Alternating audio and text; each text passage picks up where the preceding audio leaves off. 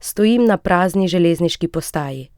Če ste kdaj z vlakom potovali v Maribor, veste, da je notranjost postaje ob večerih strašljivo pusta.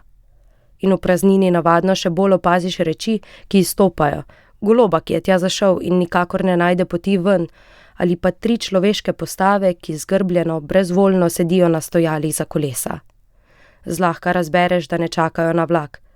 V tišini sedijo druga ob drugi in zrejo v praznino. Potem pa se jim tiho, skoraj neopazno približa prodajalka kart in jim nekaj zašepeta. Moški kar naenkrat vstanejo, hipoma poberejo svoje vreče in odidejo v na -4 stopinje ohlajeno noč. Za rokav pocukam enega od njih, recimo mu Marko, ki pove, da morajo ogrevano postajo ob določeni uri vsak dan zapustiti. Tak je dogovor. Takrat se prestavijo na pol odprto avtobusno postajo le nekaj metrov nižje, kjer preživijo noč. Pred kratkim so jo obnovili. Dolge lesene klopi so zamenjali s takšnimi, ki imajo na sredini pregrado. Pregrada je tam z namenom.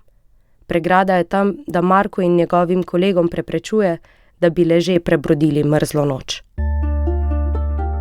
Tretiran kot ta zadnji drek, kot ta zadnja smet. Sploh v Ljubljanka, nimaš kje se po noč, nimaš kam iti, ni nikjer. Železniška postaja je zaprta, sploh če si mokar, je grozno. Kaj daš enkrat te težke probleme skozi in ko se navadiš soočati se s problemi, ti postanejo problemi igrača. Ja, danes si lahko, gospod, ješ zlato žlico, jutri si berač, sediš z mano na klopci in grizeš isti kruh, ko jaz od predvčerajšnjim in tako. Pozdravljeni, moje ime je Neža Borkovič in s to uvodno zgodbo sem želela opozoriti na večkrat prenagljeno in kar nekoliko preveč preprosto reševanje brezdomske problematike v Sloveniji, ter hkrati izpostaviti, da posameznikov brez doma nikakor ne najdemo zgolj na ljubljanskih ulicah. Danes poznamo Aleksandra, ali krajše Aleksa. Živi v garaži, ki mu jo je velikodušno odstopil mimoidoči, ko je videl, da 50-letni Korošec nima doma. Čeprav ga življenje na ulici v marsikaterem pogledu celo veseli, se zaveda, da ima srečo, ker noči ni prisiljen preživljati na prostem. Podnevi vandra po ulicah, kjer spoznava ljudi, ki jih govori s prijaznim nasmehom. Je eden tistih, ki vam na poti v službo še zaželi lep dan. To je Aleks in to je njegova zgodba. Ja, sebe vidite tako, več ali manj sem zmeraj v črno oblečen, jakno, kapo na glavi, 2 luknji v ušesi, pa roko tetovirano s pajčevino, pajkasto mrežo na roki imam. Pa dosti ljudi v oči gledam, tako da. Če boš zadrl Aleks, se bom sigurno obrnil, pa bo rekel, kaj je. Pa Korošec sem, koroški naglas pa ne bom zgubil nikoli. Tako me prepoznate po Ljubljani.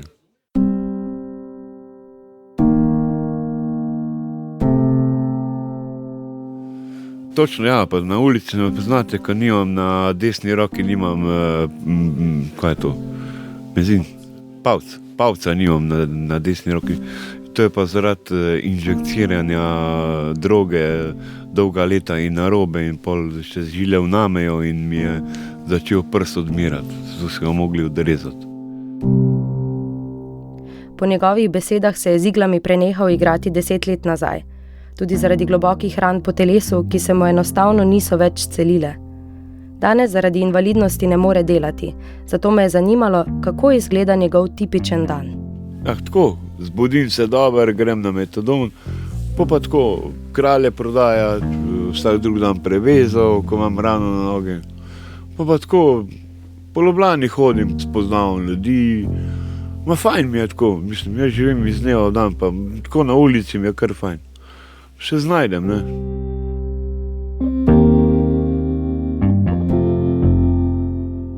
Trenutno pač živim pri enem gospodu tako v eni garaži, ko je zelo ogrevana, pa tako. Ni več garaža, ampak je že kar lahko rečem soba, ne. Ima okno, ima prezračevanje, televizijo mi je dal, tako da. Na ulici sem fehtal, pa me je pač rekel, vprašal, če na ulici živim, pa sem rekel, da ja. Pa mi je rekel, da ne boš zdaj pozim na ulici, ti imam eno sobo, ne. Pa še vsako nedeljo imam super kosilo pri njemu, tako da ga zelo spoštujem. Pa tudi, če bi mu rekel, za kak evro bi mi dal, ampak nočem. Ne.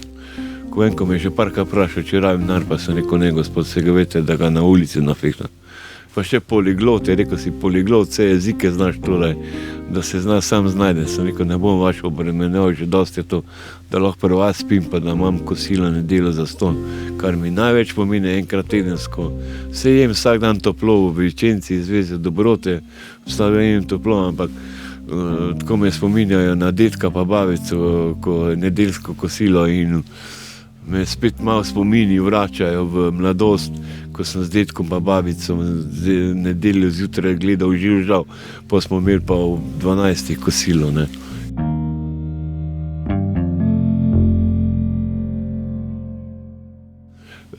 Vem, da mi sobo pregledujejo, če bi najdel kakšno injekcijo, pa to bi me takoj ven vrgel, ker to mi je dal takoj prvo opozorilo. Sem rekel, sem bil narkoman, nisem več, sem sam na metadonu, pa ljudi tudi ne vozim. Je rekel, prvo kot prvo, dobenih injekcij, pa dobenega obiska. In to se držim. Ker če pripeljem obisk, več ali manj vse poznam narkomane in vem, da se bo en pregrešil in se mi bo tam špiknil, bo kakšna krija pa sled in to bo ta star video in mi bo ven vrgel in to ne hočem zgubiti.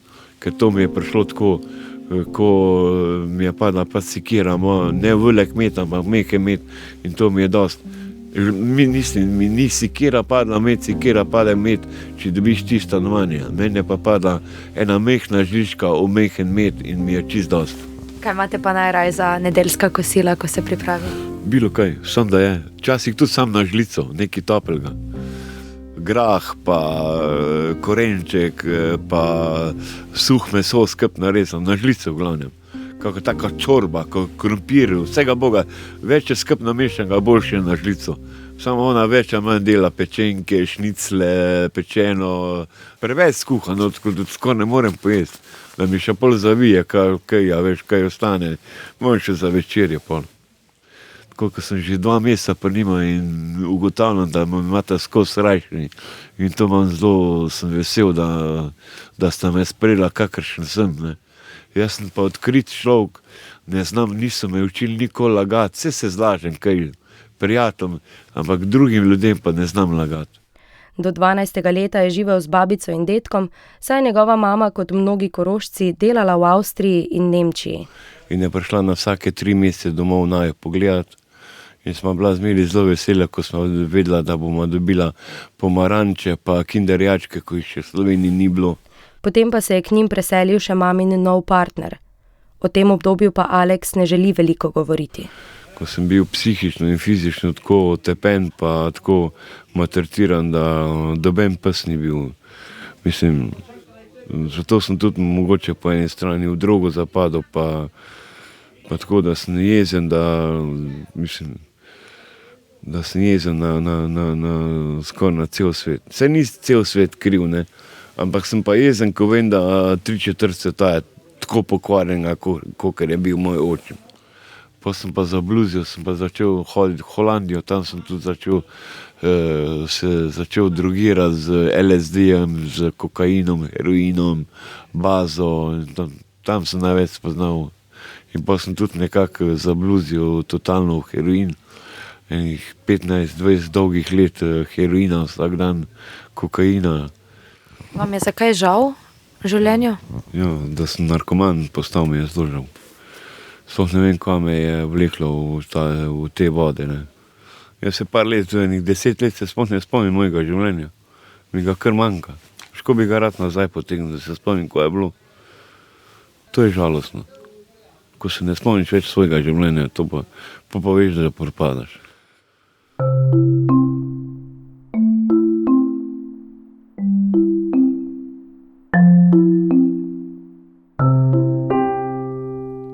Aleks je izučen za kovinarja, kovača in te strasti tudi do danes ni pozabil. Zdaj izdeluje nakit iz pribora. Nakite si delam iz žlice, iz žice.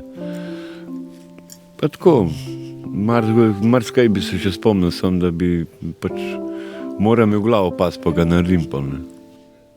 To žlica mi je pa že dolgo. Prej sem imel vilico, zdaj sem imel žlico, zdaj imam žlico. Ne. Še policaj mi je zanj rekel, ja, ko imaš pa to na rok, sem rekel žlico, ne, mogoče. En mi je rekel, prav dober patent, to še nisem videl žlico okoli roke.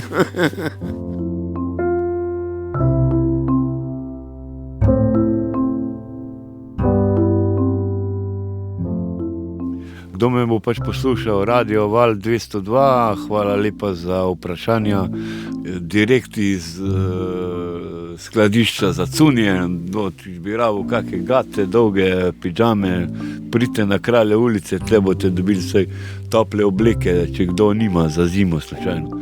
Ne vas biti sram, če nimate denarja za cunje, na Kralje ulice jih dobite.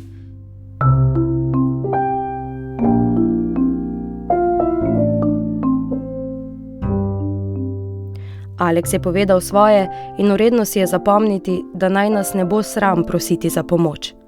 Že prihodnji teden v zadnjem delu serije o brezdomstvu pogled usmerjamo k tistim, ki so večkrat prosili za pomoč. Ulico pa jim je nato vendarle uspelo zamenjati za stabilen dom. Pogovarjala sem se z Jakobom in Tavbijem, dvema, ki imata danes varno finančno situacijo. Imam družino, imam ženo, imam 2 hčerke. Živim na kmetiji, imamo konje, imamo šolo jahanja. Tako da sploh ne vem, kaj naj rečem. Mislim, jaz bi to predlagal vsakmu. Zato, zdaj, odkar sem pustil in drogo in alkohol, nekako je treba spucati ta adrenalin, ne? No, zdaj imam pa hribe pa gore. In enkrat na teden grem tja in evo, glava je polna, baterije so sveže in gremo dalje. Več pa prihodnji teden. Predtem naj vas le še povabim, da prisluhnete tudi prvima 2 zgodbama Anžeta in Tonija, ki jo lahko najdete na spletni strani Vala 202 pod zavihkom Potrstvo.